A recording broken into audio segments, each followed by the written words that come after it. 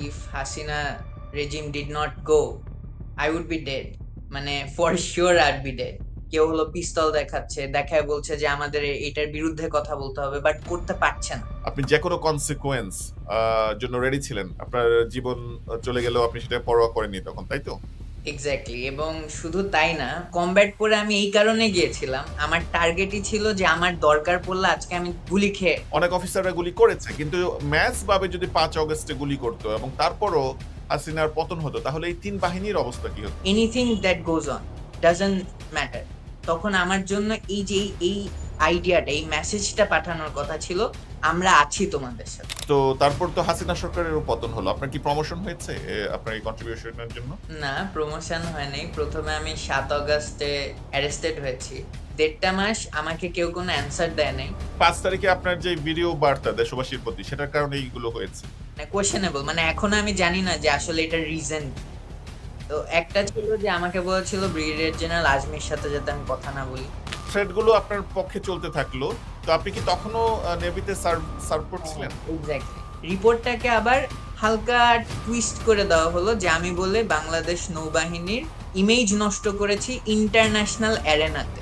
আপনার কি মনে হয় যে বাংলাদেশ নেভিতে ভারতপন্থী অফিসার আছে, তারা এখনো সক্রিয় আছে? আসলে এটা শুধু বাংলাদেশ নৌবাহিনী না, বাংলাদেশ সশস্ত্র বাহিনীর মধ্যেই ভারতপন্থী অফিসাররা আছে। হাসিনার যে প্রশাসনিক সেটআপ আছে, সেই প্রশাসনিক সেটআপটা এখনো আছে, সেটা আপনি বলছেন, তাই? আমি তো আসলে পলিটিক্যাল গ্রাউন্ডটাকে আমি বুঝে উঠিনি। আপনি কি এখন যেভাবে আছেন, আপনি কি সেফ অনুভব করছেন, নাকি আপনার প্রতি এখনো ষড়যন্ত্র হচ্ছে?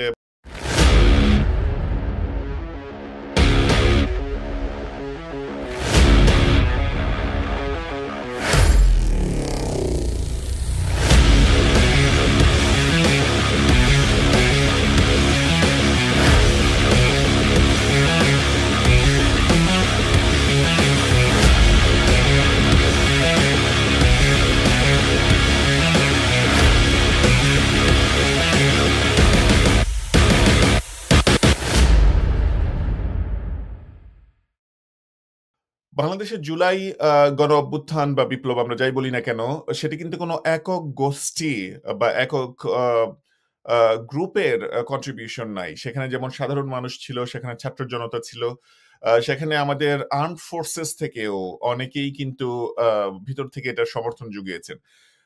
ভিতর থেকে সমর্থন জোগানোর বাইরে এসে সবচেয়ে ভোকাল যিনি হয়েছিলেন 4 এবং 5 অগাস্টে বাংলাদেশ নেভির একজন কম্পারেটিভলি জুনিয়র অফিসার হয়েও উনি প্রকাশ্য ঘোষণার মাধ্যমে আর্ম ফোর্সেসকে জনতার দিকে গুলি না ছুটতে অনুরোধ করেছিলেন এবং সাধারণ ছাত্র জনতার সাথে মিশে বাংলাদেশের এই প্রচলিত অচল সিস্টেমের বিরুদ্ধে দাঁড়াতে উদ্বুদ্ধ করেছিলেন।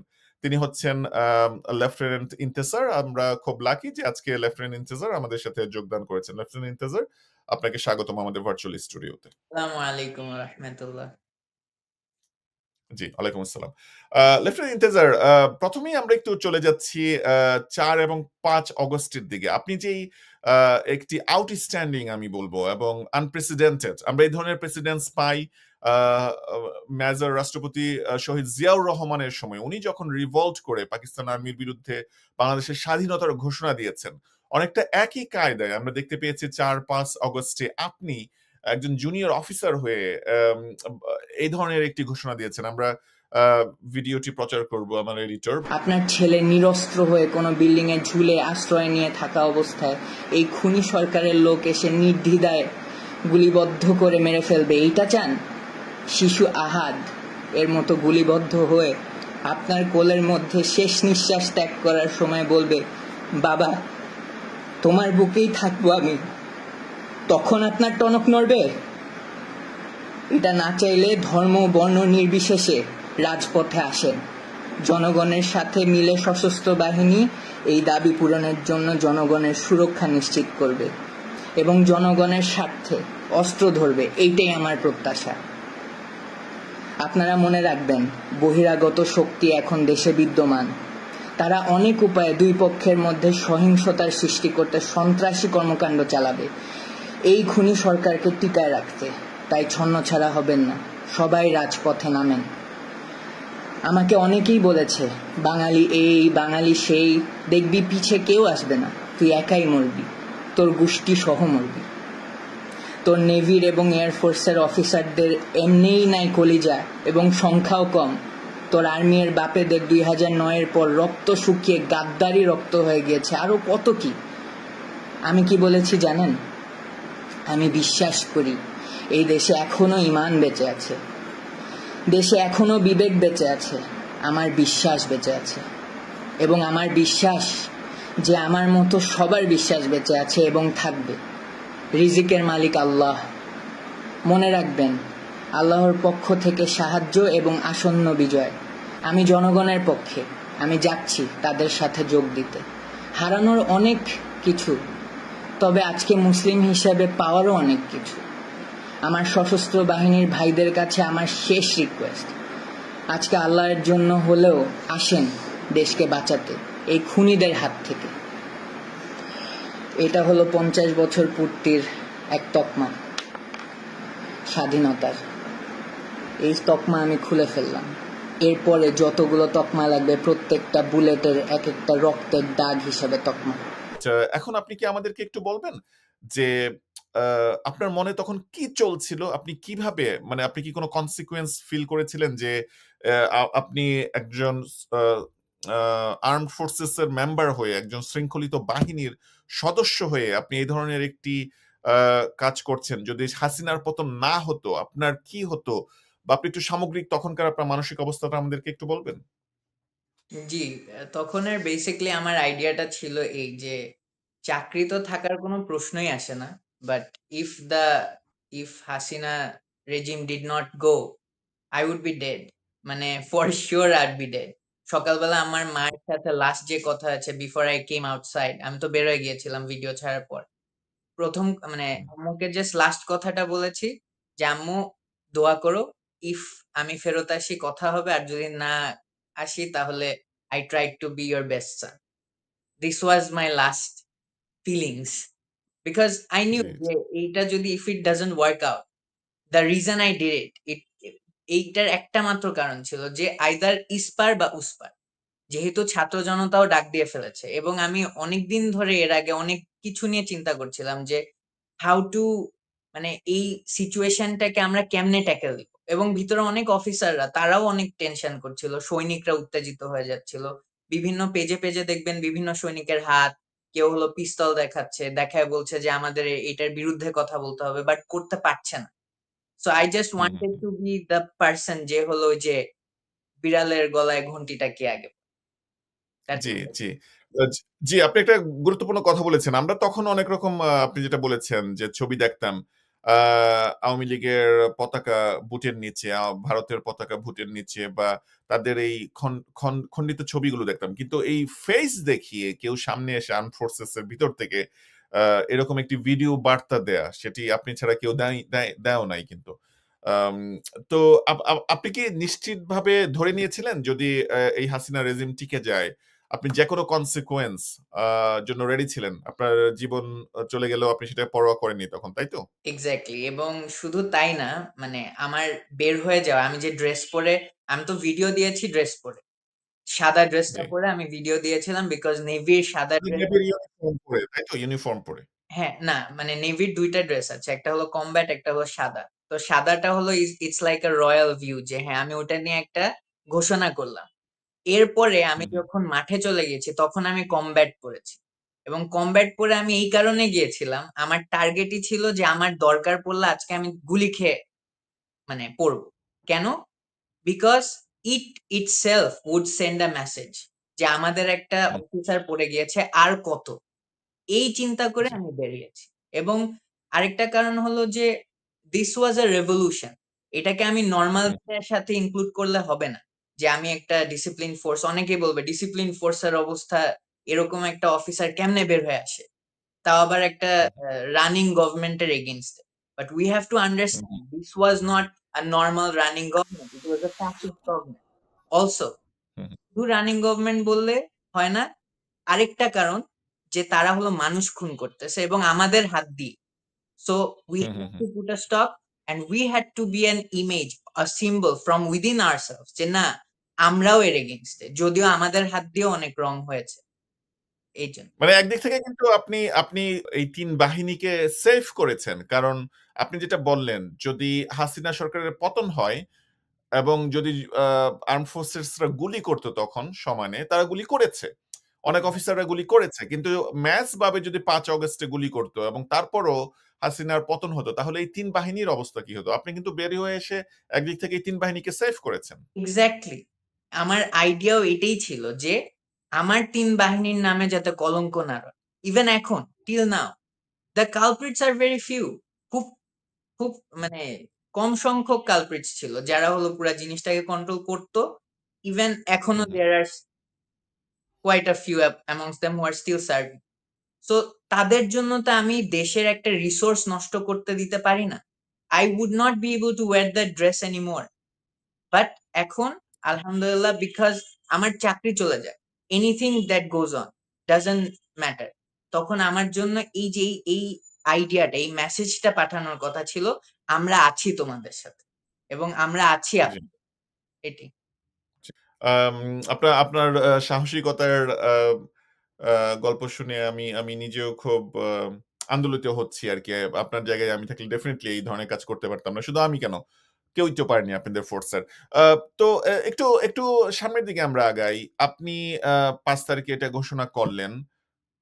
৪ তারিখে রেকর্ড করলেন। ৫ তারিখে এটা সামনে আসলো, তাই তো? সকালবেলায় সামনে আসলো। সারা দেশের মানুষ দেখলো। এক্সট্রিমলি ভাইরাল হলো। আ এবং এটা অনেককেই অনুপ্রাণিত করেছে আর্মড ফোর্সেস এর ভিতরে বাইরে। তো তারপর তো হাসিনা সরকারেরও পতন হলো। আপনার কি প্রমোশন হয়েছে আপনার এই কন্ট্রিবিউশন এর জন্য? না, প্রমোশন হয় নাই। প্রথমে আমি ৭ অগাস্টে অ্যারেস্টেড হয়েছি। দেন আচ্ছা। প্রায় ৪৫ দিনের মতো এক ধরনের কে অ্যারেস্ট করেছে আপনাকে? আপনাকে ৭ অগাস্টে কে অ্যারেস্ট করেছে?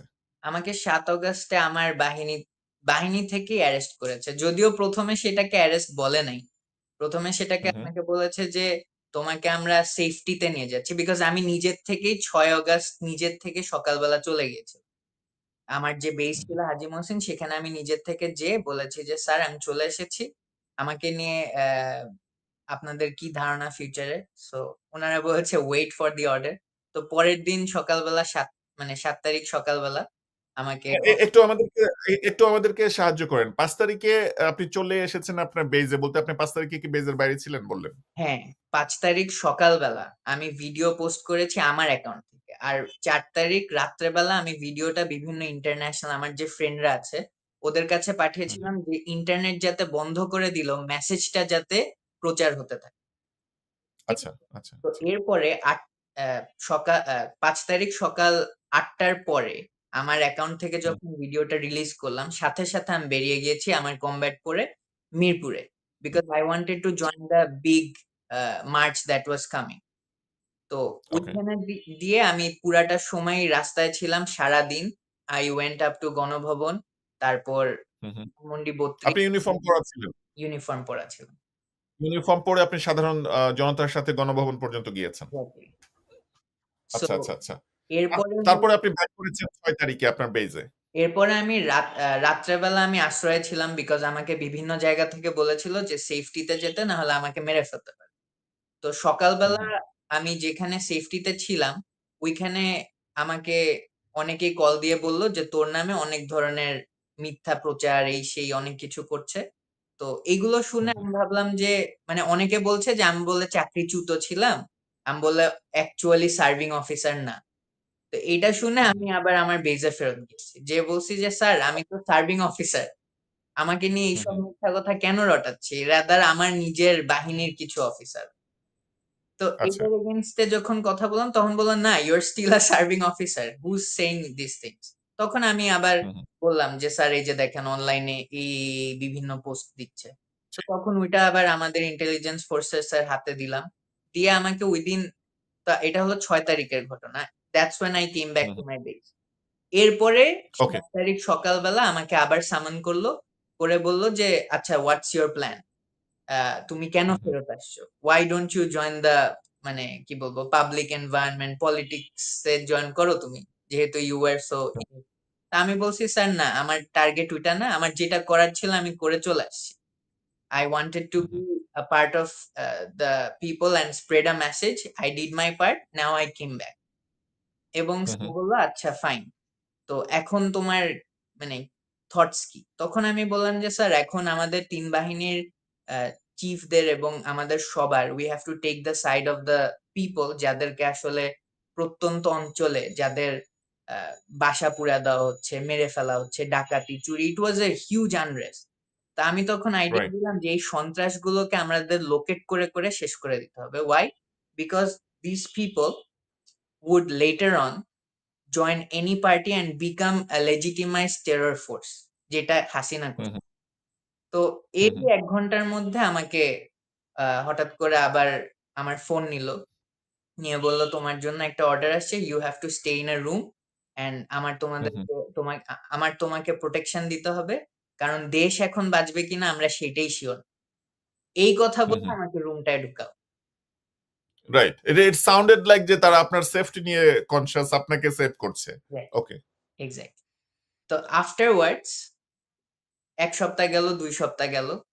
আমি জিজ্ঞেস হুম, করেছি ১ম ১ সপ্তাহ যে কি হবে না হবে? নোবডি অ্যানসার্স। তারপরে আমাকে সেখান থেকে আবার ৩০০ ফিটে আরেকটা বেস আছে, সেখানে রিলোকেট করল। তো এইবার যখন রিলোকেট করছে, I thought maybe I'm done. হতে পারে ওকে। আগে যেরকম হতো যে রিলোকেট করতে যেই তো মানুষ গায়েব হয়ে যেত। So hmm, I hmm, hmm, thought so as well, but ওখানে নিয়ে আরো কিছুদিন রেখে সেপ্টেম্বর 19 এ আমাকে ছেড়ে দিল। 20 তে আমি আবার আমার নতুন বেস জয়েন করি অ্যান্ড I started serving. তো এই যে মানে ৪৫, অনেকটা ১.৫ মাসের মতো আপনি বন্দী ছিলেন। এক্সাক্টলি, এবং এই ১.৫ মাস কিন্তু এটা আমার, কি একটা জেলখানা ছিল নাকি ওটা একটা সাধারণ রুম ছিল জাস্ট আপনার চলাচল রেস্ট্রিক্টেড ছিল? কি ছিল সেটা? এইটা একটা রুম ছিল, মানে আমাদের যে মেস থাকে অফিসার্স মেস, তো জি। অফিসার্স মেসের সেক্লুডেড একটা রুম, যেখানে কেউ আসতে পারবে না। বাইরের থেকে তালা দেওয়া ছিল। কেউ আমার সাথে কথা বলতে আসতো না। আমার মারা, আমার ফ্যামিলি জানতো না আমি কোথায়। মানে আমার রুমে লাইট জ্বালায় রাখা হতো, যাতে মানে রাত্রে বেলা আমার এ এটা এটা রাইট, রাইট। এটা কি একটা সলিডারি কনফাইনমেন্ট এর মতো একটা অবস্থার মধ্যে ছিলেন নাকি? ১০০ বার উইথআউট আ ডাউট সলিটারি কনফাইনমেন্টও এর থেকে বেটার হয়। বিকজ ১.৫ মাস আমাকে কেউ কোনো অ্যান্সার দেয় নাই। আ আমি হুম, হুম, হলো কোনো ডিভাইসের সাথে ছিলাম না। I just had hmm, a hmm. bed, a washroom and that's it. And food দিয়ে যেত। আমি আসলে পার্সোনালি আমি আপনার ব্যাপারে চিন্তা করছিলাম যে ওই যে একজন অফিসার, তরুণ অফিসার এসে এই ঘোষণাটা দিলেন, উনি কোথায় এখন? এটা আমি পার্সোনালি ওই সময়টাতে চিন্তা করতাম। এবং আমার ধারণা অনেকেই চিন্তা করতেন আপনার কথা যে সে যে এত বড় একটা ঘোষণা দিল, মানে he would be a hero now. সে কোথায়? সে এখন চুপ কেন? তাহলে এখন বোঝা যাচ্ছে যে আপনাকে তখন আসলে আটকে রাখা হয়েছিল। আচ্ছা, তো আপনাকে ওই ওখানে আপনি ২০ সেপ্টেম্বরের ২০ তারিখ আপনি বললেন যে ২০ তারিখের দিকে আপনি বের হলেন। তখন আপনি কি করলেন? আমাকে বের করলেন, মানে ওইখানে যে অফিসার ইনচার্জ ছিল, একজন captain rank, which is equivalent to army colonel. So উনি আমাকে ওকে। বের করে অনেকক্ষণ বুঝালেন যে you should not react more. তুমি নতুন একটা লাইফ স্টার্ট করতেছো। We are taking hmm, you back. সুন্দর করে অফিস করবা। তোমার এগেইনস্টে হুম, হুম, অনলাইনে অনেক কিছু পাবা। Do not react. It's all hmm, in hmm, the past. Start new. Hmm. Future দেখো। মানে ওকে। আমাকে অনেকভাবে বুঝালো। দেন আমার মাকে কাউন্সিল। ডাকলো। আমার মাকে ডেকে আমার মায়ের হাতে উঠাই দিলাম। এবং আম্মুর সাথে আমাকে নতুন বেইজে পাঠালো, সেটা হলো কাপ্তাই। কাপ্তাইয়ে বিএনএম আচ্ছা। শহীদ মোয়াজ্জেম। এবং এই যে হুম, গত হুম। 18 মে 2025 পর্যন্ত আমি সেইখানেই সার্ভিং ছিলাম, এবং জি, এই আরকি সো ফার। এর মধ্যে জি। যেটা হয়েছে যে আমাকে যখন ছেড়েছে, তখন স্পেসিফিক ৩ টা কমান্ড ছিল which is very আ মানে questionable, মানে এখনো আমি জানি না যে আসলে এটার রিজন কি? তো একটা হুম, ছিল হুম, যে আমাকে বলেছিল ব্রিগেডিয়ার জেনারেল আজমির সাথে যাতে আমি কথা না বলি। তার ফ্যামিলির সাথে যাতে না মিশি। তারপর হুম, হুম, বলল যে আমি যদি এরকম nuisance আবার ক্রিয়েট করি তাহলে আমাকে ফাঁসি দেওয়া যায়। মানে I will hmm, hmm. be jailed and I will be, কি বলবো, sent to death center. এটা ওকে, রিজন হ্যাংড। আছে। বিকজ ১ম এ আমি যে কাজ করেছিলাম এগেইনস্ট দ্য গভর্নমেন্ট, টেকনিক্যালি আপনি যদি নরমাল সেন্স এ চিন্তা করেন, it would take me to death sentence. মানে এটা হলো এই, আমি যে kind of mutiny, but not really exactly a mutiny, but kind of. এটাকে আপনি কিন্তু চাইলে ওই পানিশমেন্ট দিতে পারবেন, ক্যাপিটাল পানিশমেন্ট হুম, চাইলে। রাইট। সো হুম, আমাকে ওই ভয়টাও দেখিয়েছে। এরপরে আমার মা আবার আমাকে নিয়ে কাপ্তাই যখন গেল, ১ সপ্তাহ পর আমার মা ঢাকায় ফেরত আসে। পরে আমার মাকে হুম। ডেকে আবার বিভিন্ন ধরনের ইনডিরেক্ট কি বলবো? ভয় দেখানো হয় যে ও হলো মেন্টালি প্রবলেম আছে। ও কিন্তু আত্মহত্যা করে দিবে। মানে এবং লাইকওয়াইজ আমার মা হলো সব শুনে আমাকে নিয়ে খুব মানে একটা ভয়ের মেসেজ দেওয়ার চেষ্টা করলো আপনার মাকে। মানে একটা এক্সাক্টলি, থ্রেট এর মতো আরকি, এক্সাক্টলি। ইনডিরেক্ট অ্যান্ড থ্রেট এর মতো। অ্যান্ড স্যাড পার্ট আপনি ইজ আপনি বলেছেন অ্যান্ড হ্যাঁ, আপনি বলেছেন যে জি, কাইন্ডলি বলেন। ফিনিশ স্যাড করেন পার্ট কাইন্ডলি। ইজ যে এরপরে হলো আমার মা কিন্তু ব্রেইন স্ট্রোকও করেছে। ঠিক এই যে আচ্ছা, আচ্ছা। গত ঈদে। মানে এইসব তো চলছে, মানে নেভির থেকে তো একটা ভয় দেখিয়েছিল। এটা নেভির থেকে না, আমি বলব সার্টেন গ্রুপস থেকে হুম, হুম, একটা ভয় দেখিয়েছিল। তাছাড়া আবার আমাকে বিভিন্ন জায়গা থেকে আমার মাকে আমাকে কল দিত। আমার মাকে কল দিয়ে হুম। বলতো, "আপনার ছেলেকে ফাঁসি দেওয়া হবে। আপনার ছেলেকে কন্ট্রোল করেন। আপনার ছেলে এই, আপনার ছেলে সেই। আপনার ছেলের চামড়া ছিলে ঝুলায় দেওয়া হবে।" এইগুলো সব মানে আমার এগুলো কি মাকে আপনার আপনার যে ৫ তারিখে আপনার যে ভিডিও বার্তা দেশবাসীর প্রতি সেটার কারণে এইগুলো হয়েছে? এবং জি। আ সব আমরা আসছি আম্মুকে সেখানে। বলতো। তার আগে আমি একটু জেনে নেই। আপনি বলেছেন যে আপনাকে কিছু শর্ত দেয়া হয়। এর মধ্যে একটি ছিল যে ব্রিগেডিয়ার আজমি যিনি গুম ছিলেন দীর্ঘদিন, তার সাথে যেন আপনি কমিউনিকেট না করেন। তো আ ব্রিগেডিয়ার আজমিকে আপনি কিভাবে চিনতেন? আমার বাবার ১ম এ কমান্ডিং অফিসার ছিল আর্মিতে থাকতে এবং এরপরে 2003 তে কমান্ডিং অফিসার ছিল আর 2006 এ হলো আমার বাবার ব্রিগেড কমান্ডার ছিল। তো আচ্ছা। উনি আপনার যখন বাবাও আর্মি অফিসার। আপনার হ্যাঁ, বাবা নিজেও আর্মি অফিসার এক্সাক্টলি। ছিলেন। আরেকটা কারণ ছিল কি যে ৫ আগস্টে যখন উনাকে খুঁজে পাওয়া যাচ্ছিল না, তখন উনার ফ্যামিলির সাথে আমার ফ্যামিলিগতভাবে কানেকশন হয়েছিল যে আসলে আঙ্কেল কই? সবাই খুঁজে বেড়াচ্ছিল। তো আমাকেও জিজ্ঞেস জি। করেছে যে উনাকে কি উনার বিষয়ে আমি কিছু জানি কিনা? এই হুম, হুম, মেসেজ হুম। গুলো আবার হয়তো নেভি দেখেছিল। সেজন্য মানে I don't know যে এখনো কেন জেনারেল আজমিকে এস এ থ্রেট দেখা হচ্ছে। I don't know। বাট এইভাবে আমাকে বলা হয়েছে যে উনার সাথে যাতে আমি কোন কনট্যাক্ট না। আপনি কি এটা জিজ্ঞেস করার সুযোগ পেয়েছিলেন আপনার অফিসারকে যে brigadier Azmi is my family uncle. Why can't I talk to him? আসলে আমাকে অ্যারেস্ট থেকে বের করার পরে আমার সেই মাইন্ডসেটটাই ছিল না যে আমি যে এগুলোর প্রশ্নতে আমি আবার উত্তর দিব। I was very happy যে আমি বের হইছি। ওই সময় যে আমি আচ্ছা, এত আচ্ছা। কিছু চিন্তা করে আমি বলব যে কেন করব না, ওই জেদটা আবার পরে আসছে। Understood, understood definitely. আচ্ছা ঠিক আছে। আপনি তারপরে এই ধরনের মানে খুবই দুঃখিত আমরা আমাদের অনুষ্ঠানের পক্ষ থেকে যে আপনার মা এই ঘটনার কারণে ব্রেইন স্ট্রোক করেছেন। আম এবং এই ধরনের থ্রেট বিভিন্ন জায়গা থেকে এসেছে। আপনার কি কোনো আইডিয়া আছে এই থ্রেট গুলো কে দিচ্ছিল? এই ফোন কল গুলো কে করছিল? এই থ্রেড গুলো ৩ টা গ্রুপ করেছে। আ ফার্স্ট অফ অল হলো লোকালস, মানে ধরেন এইখানে ওই যে আওয়ামী লীগের বা ছাত্রলীগের যেসব ওই যে কি ওটাকে বলে? নারী নক্ষত্র ছোট, ছোট রুট লেভেলের যারা ছিল, এরা ওই যে আমাদের এখানে ধুপি আছে। আম্মু ওখানে ধুপিতে কাপড় দিতে গিয়েছে। আম্মুকে বলে যে আপনার ছেলেকে আসলে কিন্তু সাবধানে থাকতে বলবে। এইটা এক। মানে এলাকার আপনাদের হ্যাঁ, এলাকার, তাই তো? এলাকা। এটা গেল আচ্ছা। এলাকা। সেকেন্ড অফ অল আমি একটা মানে একটা ফ্যামিলি প্রোগ্রামে গিয়েছিলাম। সেখানে যেয়েও there were certain people যারা হলো খুব আওয়ামী সাপোর্টার। অ্যান্ড যেহেতু তাদের হুম, হুম, আমার সাথে কথা হয়েছে এবং আমার হুম। আইডিওলজি যখন বুঝছে যে আমি হলো anti Awami and anti Hasina and যা আমি করেছি। তারা বলে যে হাসিনা আসলে আমাকে রাজাকারের মতো বলে শাস্তি দেওয়া হবে। তারপর হুম, হুম। উনি বলে অ্যা তারপর আয়নাঘর বলতে কিছু নাই।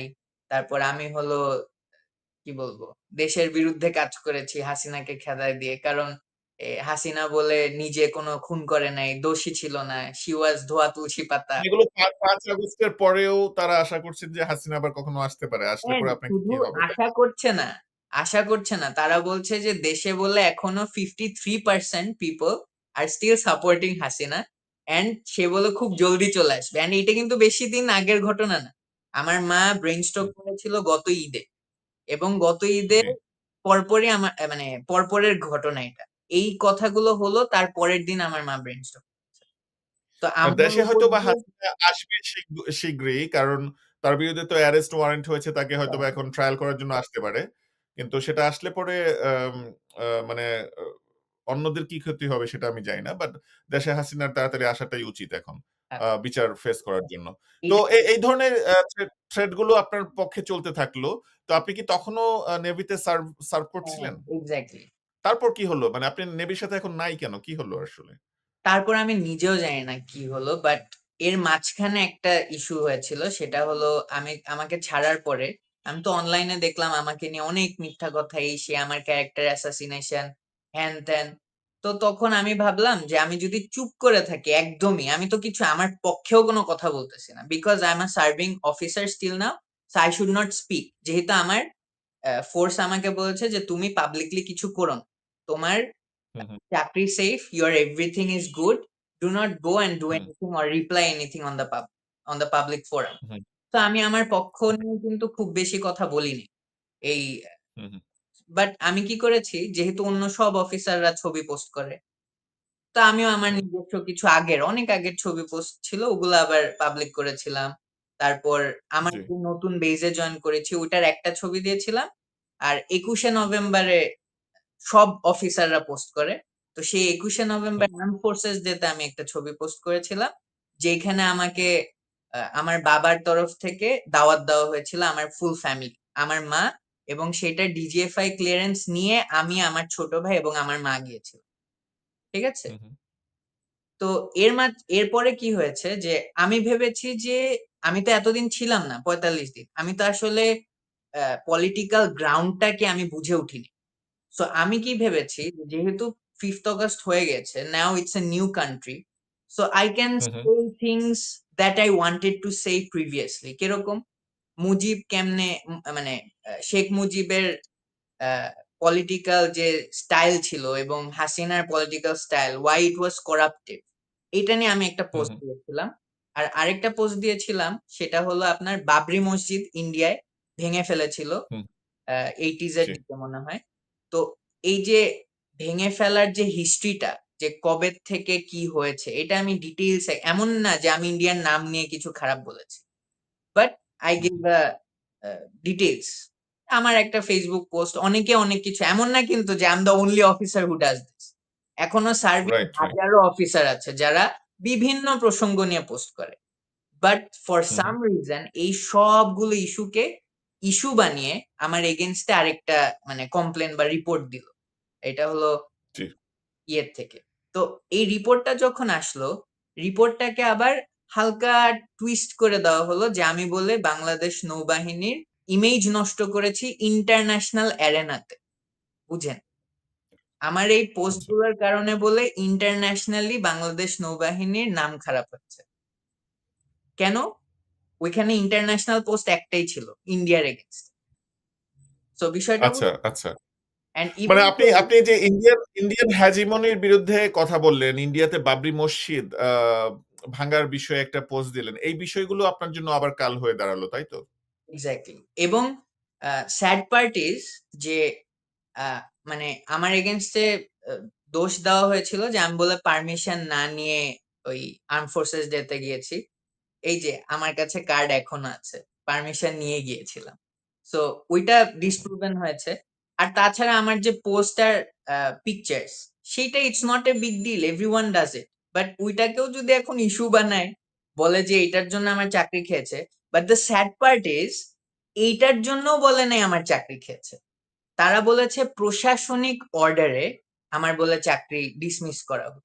তো আমার কথা হলো, if I was that bad, everything was so bad, তাহলে আমার কোর্ট মার্শাল করেন, make a hmm, public scene, আমাকে খারাপ প্রমাণ করেন যে এই ছেলেটা খারাপ। সে হলো নিজস্ব উদ্যোগে নিজের কি বলবো,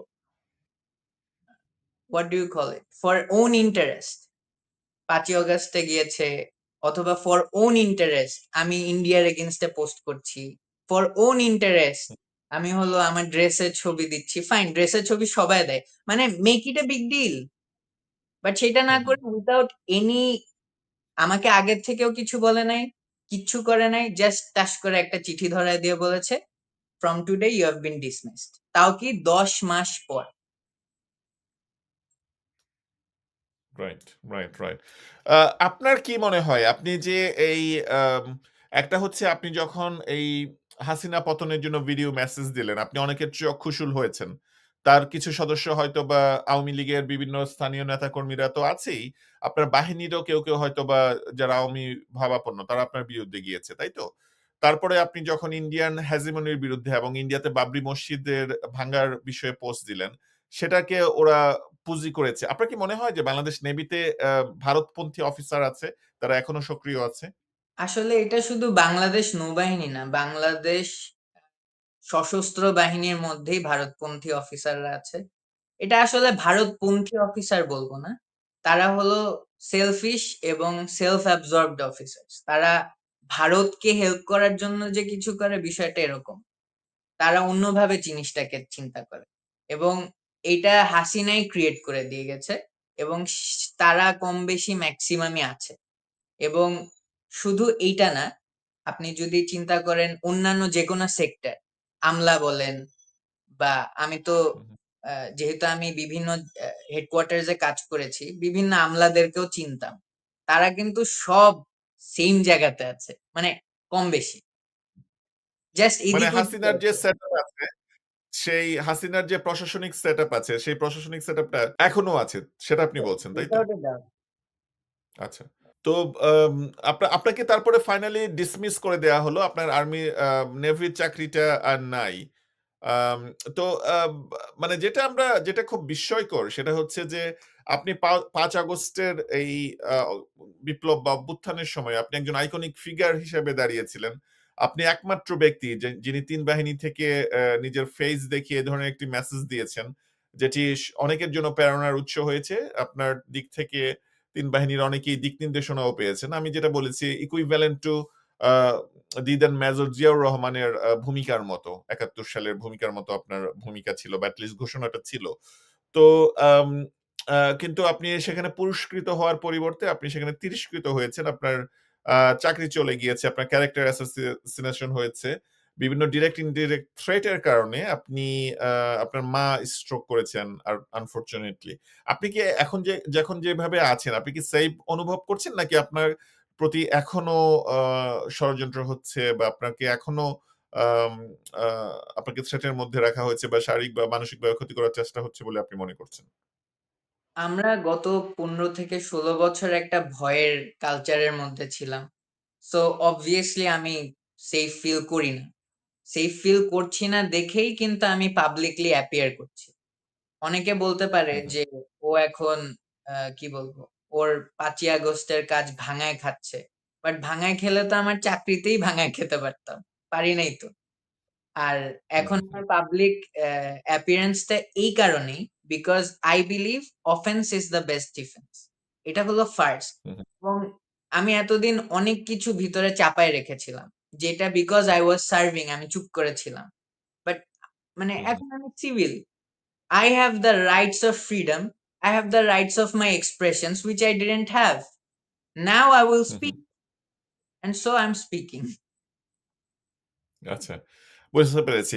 আপনি আম আপনার এই চাকরিচ্যুতি নিয়ে এটা নিয়ে কি আপনি একটু অন্য ঊর্ধ্বতন মহলে কথা বলার চেষ্টা করেছেন? আপনাদের নেভি চিফ তার দৃষ্টি আকর্ষণ করার চেষ্টা করেছেন যে আপনার প্রতি যে মিসট্রিটমেন্ট করা হচ্ছে?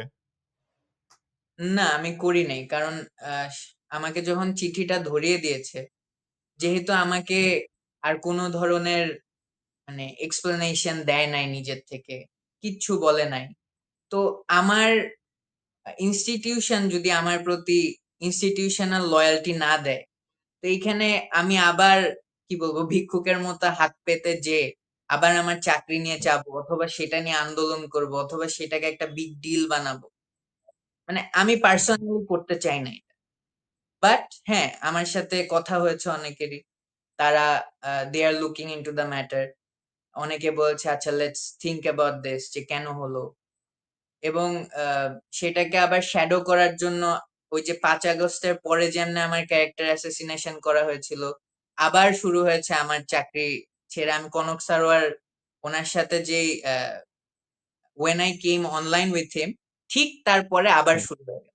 মানে every time I try to speak তখনই আমার ক্যারেক্টার অ্যাসাসিনেশন করা স্টার্ট করে।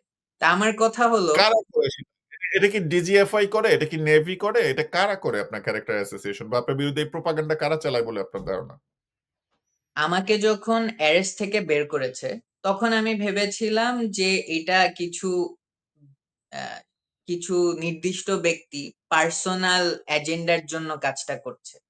বাট এইবার যখন আমি মানে বের হলাম, এইবার দেখলাম যে না, এটা আসলে নির্দিষ্ট ব্যক্তি করছে না, এটা এমন বট অ্যাকাউন্ট গুলো দিয়ে করা হচ্ছে যাদের সাথে বাহিনীর মিউচুয়াল ফ্রেন্ডস, মানে বাহিনীর সৈনিকরা ওর সাথে অ্যাড, বাহিনীর অফিসাররা ওর সাথে অ্যাড। তা আমি কি বুঝতে পারি বলেন?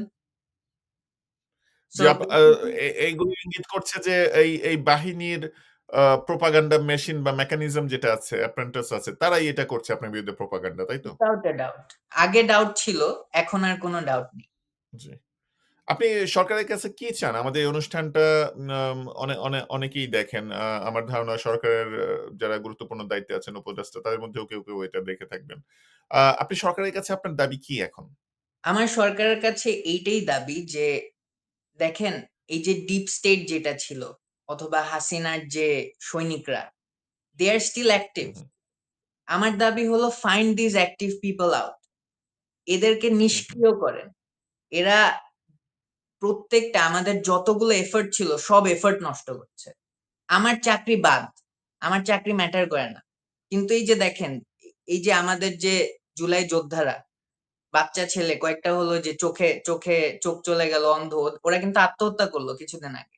একটা ছেলের পা কেটে গিয়েছে, সে বলছে যে দেশ ছেড়ে যাওয়াই বেটার, আমরা যে স্বপ্ন দেখেছিলাম এটা রং। সো আমার হুম, এই যে ইন্টারিম সরকারের কাছে এইটাই আমার দাবি যে প্লিজ মেক আস সি যে না, we did win sardine things. আমাদেরকে হতাশ করে দিয়েন না, কারণ আমরা যদি হতাশ হয়ে যাই দেশ আর উঠে দাঁড়াতে পারবে না। আমরা একটা নতুন দেশ চেয়েছিলাম, we wanted something very different than we ever had. আমাদের মধ্যে হুম, এই বিশ্বাসটা আবার জাগিয়ে দেয়, জি, এইটাই আমার। জি, জি। With that note, thank you so much, Lefren Intizar. আপনাকে আবারও আমাদের শোতে সময় দেওয়ার জন্য অসংখ্য ধন্যবাদ। আসসালাম। দর্শকদের উদ্দেশ্যে আমরা বলতে চাই এবং একই সাথে সরকারের যারা এই অনুষ্ঠানটি দেখছেন আমি তাদের উদ্দেশ্যেও বলতে চাই যে আ লেফটেন্যান্ট ইন্তেজার তার যে ভিডিও বার্তা সেটি আমি ব্যক্তিগতভাবে দেখেছি ৪-৫ আগস্টের সময়ে এবং সারা দেশে একটি আলোড়ন তৈরি করেছে। যেটি নতুন আ স সরকারের সময়ে এই আলোড়ন সৃষ্টিকারী অফিসারের প্রতি আপনারা যদি সুবিচার করতে না পারেন তাহলে গোটা বিপ্লব এবং নতুন বাংলাদেশের যে স্বপ্ন সেটি বুলঞ্চিত হবে। সবাইকে আবারও এই অনুষ্ঠান দেখার জন্য ধন্যবাদ জানিয়ে আজকের মতো এখানেই শেষ করছি। আল্লাহ হাফেজ।